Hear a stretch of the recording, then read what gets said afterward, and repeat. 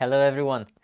We're back for more ASO news, but new year, new predictions is kind of a gimmick, so I'm actually going to try and do something a little different today.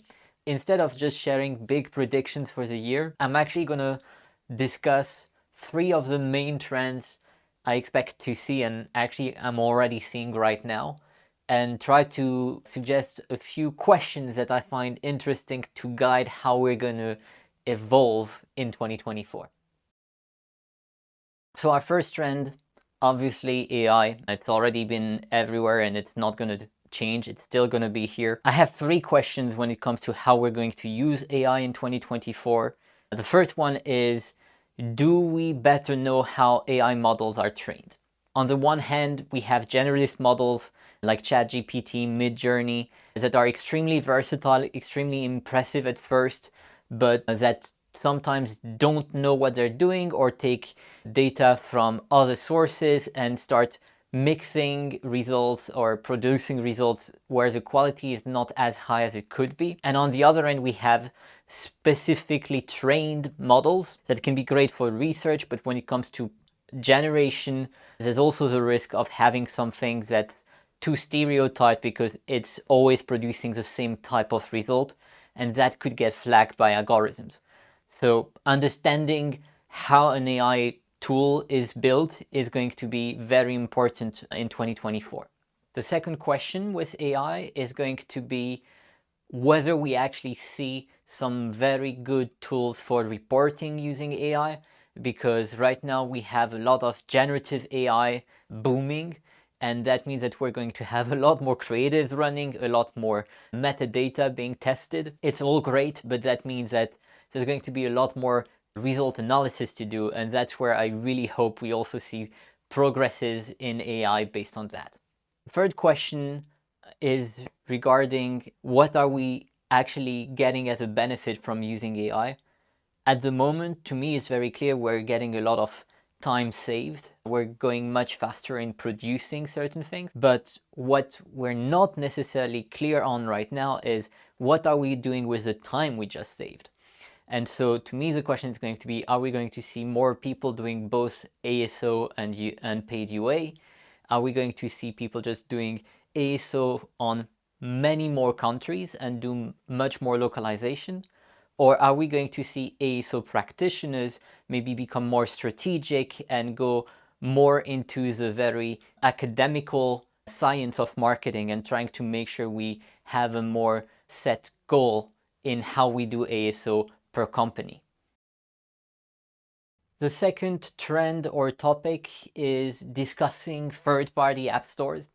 In Europe, the deadline for Apple to allow side loading is March of this year, which means that now is really when we're going to start seeing the announcements about new app stores being made available on iOS. And here, I think that again, some questions are good to decide what to do with these conversation topics. So the first question I would ask is, with any new store, what is the benefit of that store that serves both users and publishers?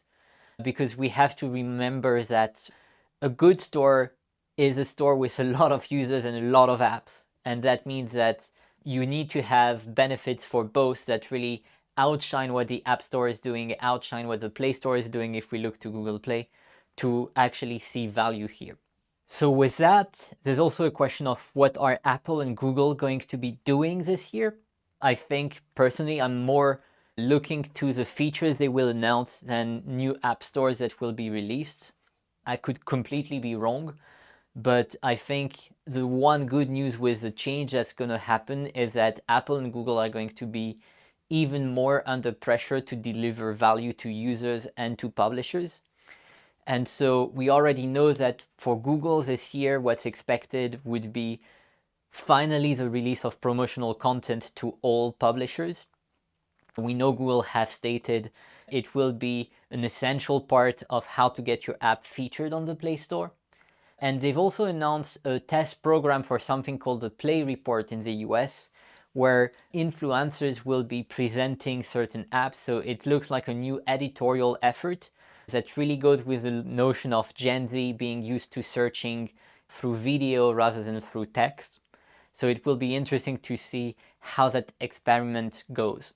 On the App Store side, as usual, we don't really have a roadmap announcement from Apple, but I definitely think that there's going to be changes introduced by Apple as well this year, and I'm especially curious to what they may do around CPPs, which was their big feature from the past few years.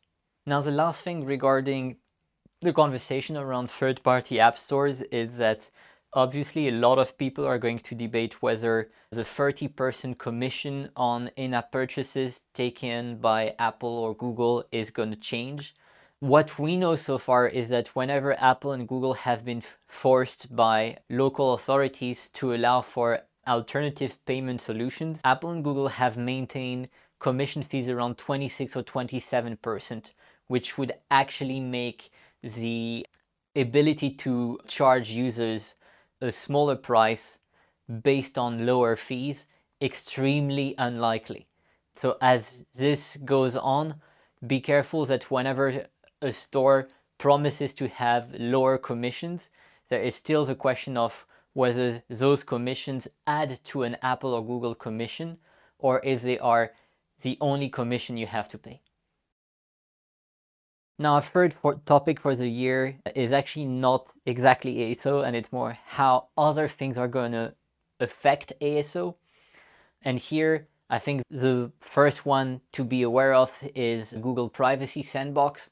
A few years ago, Apple introduced app tracking transparency. It had a massive impact on how paid UA was being done.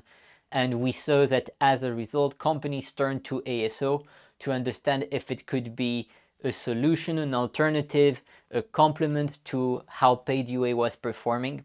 And so here, Privacy Sandbox is expected to be less aggressive than ATT, but to me it doesn't change the fact that there could again be an interest of how ASO helps. If so, it will be extremely interesting and fun to work there. But as a result, I think ASO practitioners should also try to keep informed of what is going on with Google Privacy Sandbox. The last topic I will mention today is all the rumors about Apple working on its own search engine. I think this is very interesting for ASO because the one search engine we're familiar with is the one of the App Store when it comes to Apple controlled search engine. So I think there will be questions into how both may share certain characteristics. And I think the other thing that could come with that is potentially search ads being available on web. So it's still a stretch because we still don't know what are the plans at Apple when it comes to releasing or not releasing a new search engine, but probably the most curious conversation to keep an eye on this year.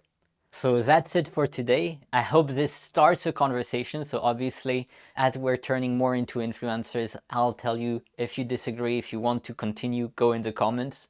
But more seriously, it's going to be a very interesting year. I'm quite excited about it, and I'm really looking forward to keeping the conversation going the next 12 months. So hope to see you there. And in the meantime, Happy New Year, everyone.